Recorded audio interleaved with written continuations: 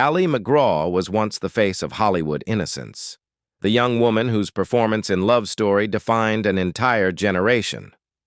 But behind the camera, her own story was far darker than any role she played. At the height of her fame, she found herself swept into the orbit of Steve McQueen, the man the world adored as the king of cool. Their romance began like a fairy tale, but it soon turned into years of jealousy, control, and heartbreak. Now, in her later years, MacGraw looks back on the relationship that both captivated and destroyed her, with revelations that continue to shock fans of classic cinema. The rise of Ali MacGraw and the path to Robert Evans. Ali MacGraw's journey into stardom began far from the red carpets of Los Angeles.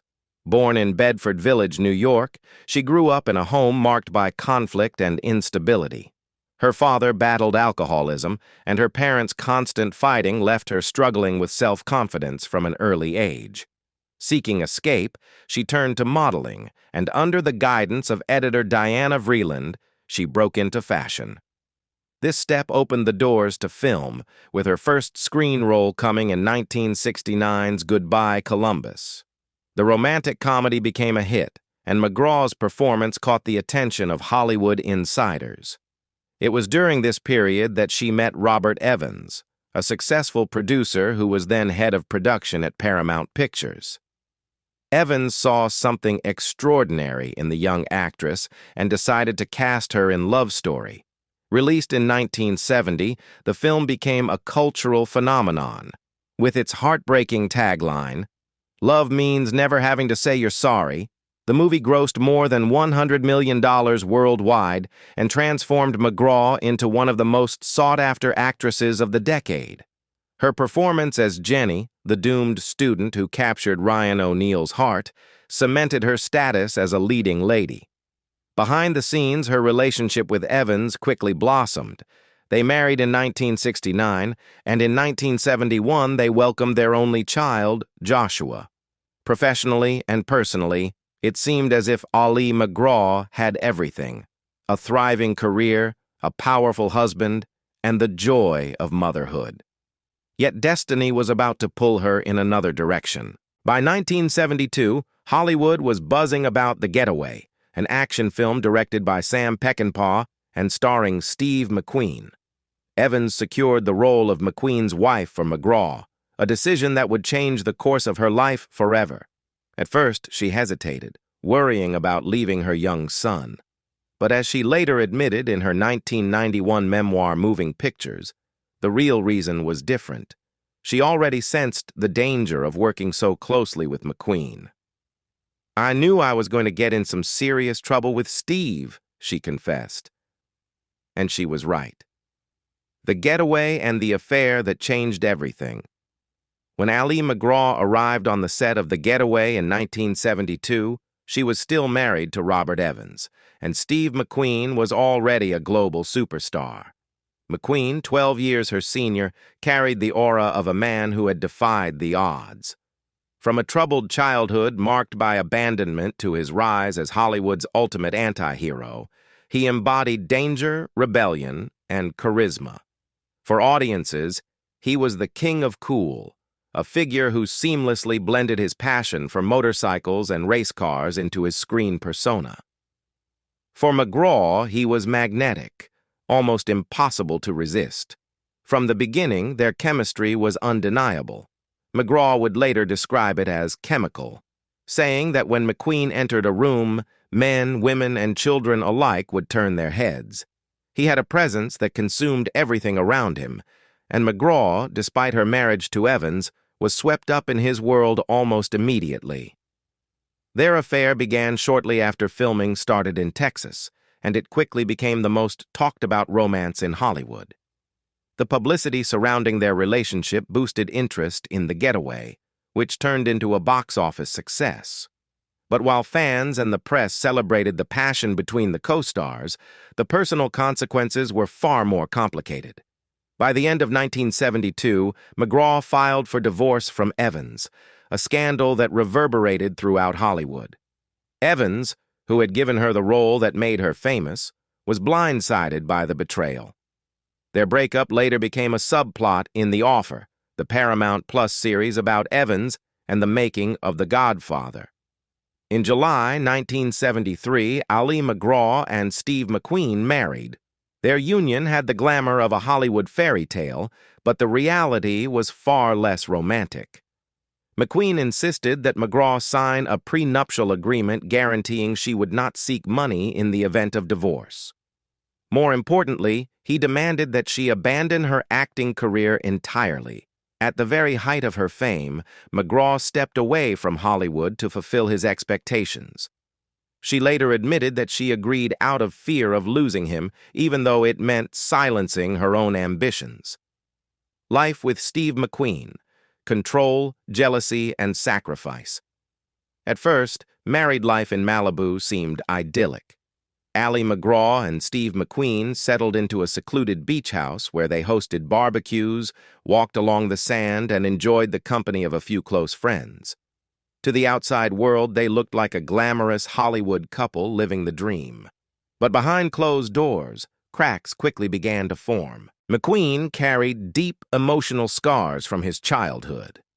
Abandoned by his father and sent away by his mother, he grew up distrustful, especially of women. Those insecurities resurfaced in his marriage. MacGraw recalled that his jealousy was constant, flaring up even if she so much as looked at another man. Yet, paradoxically, McQueen himself openly flirted with other women and was rumored to have multiple affairs during their time together. One of the most painful sacrifices for MacGraw was giving up her career. McQueen, then the highest-paid actor in the world, told her he didn't want a working wife. "He was the biggest movie star in the world and he didn't want me to work," she admitted years later. Out of love and fear of losing him, she walked away from Hollywood. Instead of attending premieres and working on new scripts, she became a full-time homemaker, raising her son Josh from her marriage to Robert Evans while catering to McQueen's needs. In her memoir, she admitted she played cook, cleaning lady, simple woman to the hilt. The isolation began to weigh on her. Though she adored McQueen, his need for control made her feel increasingly trapped. His substance abuse only worsened the situation. He was known for drinking heavily and using drugs, while she herself began to struggle with alcoholism. What had started as a romance full of passion slowly became a relationship clouded by suspicion, anger, and unspoken resentment. By the mid-1970s, the fairy tale had unraveled. Their home, once a sanctuary, was now filled with tension and silence. MacGraw later reflected that she was terrified of being abandoned if she ever spoke her mind. So instead of standing up for herself, she stayed quiet and suffered. The breakup and McQueen's decline. By 1976, the strain of Ali MacGraw and Steve McQueen's marriage could no longer be hidden. On movie posters and magazine covers, McQueen was still Hollywood's indomitable tough guy, the man who made millions dream of freedom behind the wheel of a Mustang in Bullitt or on a motorcycle in The Great Escape.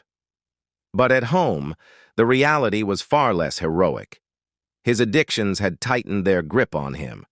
He frequently disappeared into nights of drinking, drugs, and carousing, returning home volatile, withdrawn, or suspicious.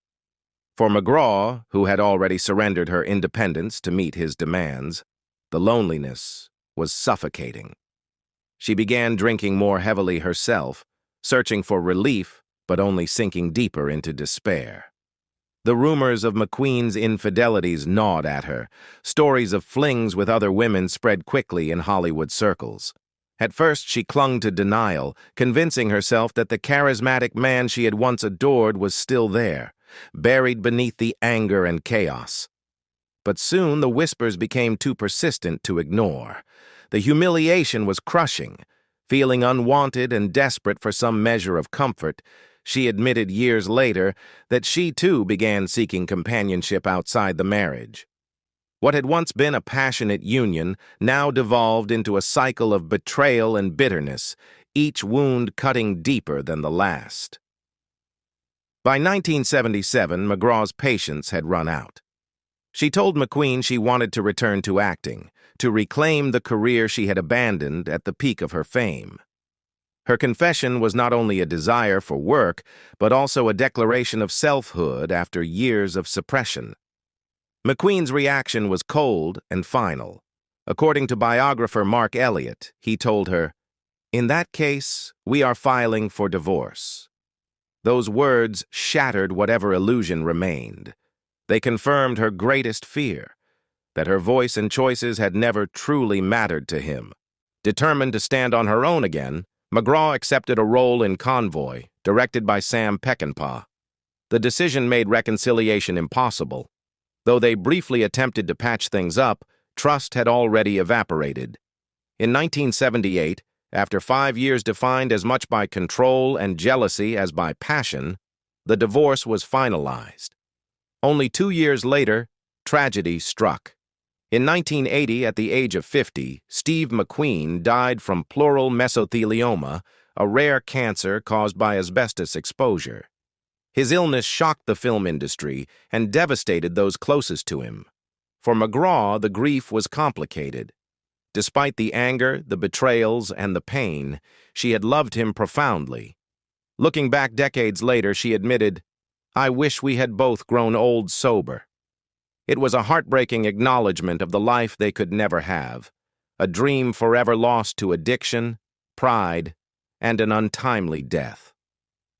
Life after Steve: addiction, recovery, and reinvention. When Steve McQueen died in November 1980, Ali MacGraw was only 41 years old, a widow of sorts, even though their marriage had already ended. His passing shook her to the core. For years she had feared abandonment, yet nothing could prepare her for the finality of death. Despite their bitter breakup, she admitted she had loved him deeply, and his loss left a void that haunted her. The pain of what they had endured, and what they had lost, fed into her own growing dependence on alcohol. Professionally, she tried to move forward. She took on new projects, including a role in the 1978 film Convoy, and later a 14-episode arc in the primetime soap Dynasty in 1984. But the sparkle of her earlier stardom was gone. Hollywood had moved on, and MacGraw found herself typecast or overlooked. More importantly, she no longer had the energy to fight for her place in an industry that had once crowned her its brightest new star. By the early 1990s, her personal struggles came to a breaking point. Alcohol, which had once been a comfort, had become a cage. Realizing that she was on a destructive path, MacGraw entered treatment at the Betty Ford Center. There, she began the long process of recovery, confronting not only her addiction, but also the emotional scars left by her marriages, her lost career, and her years with McQueen. It was a turning point, one that allowed her to reclaim her life after decades of turmoil. In 1991, she published her memoir, Moving Pictures, an autobiography. Honest and unflinching, the book laid bare her painful childhood, her tumultuous relationships, and the cost of fame. It became a bestseller, resonating with readers who saw in her story a reflection of their own battles with love, loss, and addiction. By 1994, she left Hollywood altogether, moving to Santa Fe, New Mexico. She traded film sets for quiet days filled with painting, gardening, and spiritual practice. It was there, far from the chaos of the entertainment industry, that Ali MacGraw began to truly heal. Reflection, sobriety, and life at 85. In Santa Fe, Ali MacGraw found the peace that had eluded her for decades. Away from the cameras, she devoted herself to sobriety, wellness, and simple living. She practiced yoga and meditation daily, cultivated her garden, and surrounded herself with animals. After years of chaos, she discovered that healing required solitude and stillness. She has now been sober for more than 30 years, a milestone she once believed impossible. "I used to rewrite the past, fantasize about the future," she reflected. "But now, I believe in living fully to the very best of my ability. I feel very blessed. MacGraw never remarried, choosing instead to focus on self-discovery. Her enduring friendships became her anchors, including her reconnection with Love Story co-star Ryan O'Neal, with whom she reunited on stage in 2016 for a touring production of Love Letters. Their easy chemistry reminded audiences of the magic that had once made them household names, but for MacGraw, it was simply a reminder that some bonds endure even as life changes. She also redirected her creative energy into new passions. Partnering with Ibu, a fashion collective that collaborates with female artisans around the world, she helped develop clothing lines that celebrate craftsmanship and empower women. For a woman who once gave up her career to fit into someone else's world, this work represented a chance to define her own path, one built on independence rather than sacrifice. Even now, at 85, she continues to speak candidly about her past. She has never denied the magnetic pull of Steve McQueen, describing him as chemical and admitting that she knew trouble was inevitable the moment they met. But she also does not romanticize what came after. "There were wonderful days and dreadful days," she has said. "I'm not a victim in any way." There were many times that were just wonderful, and there were many times that were just ghastly. Her honesty has given her story a resonance beyond Hollywood. Ali MacGraw is no longer just the young woman from Love Story. She is a survivor who lived through fame, heartbreak, addiction, and loss, and emerged with the strength to finally tell her truth. Ali MacGraw's memories of Steve McQueen are filled with both love and pain, a reminder that even the most glamorous romances can hide unbearable struggles. What do you think of her courage in revealing these truths after so many years? Let us know in the comments, and don't forget to like and subscribe for more untold Hollywood stories.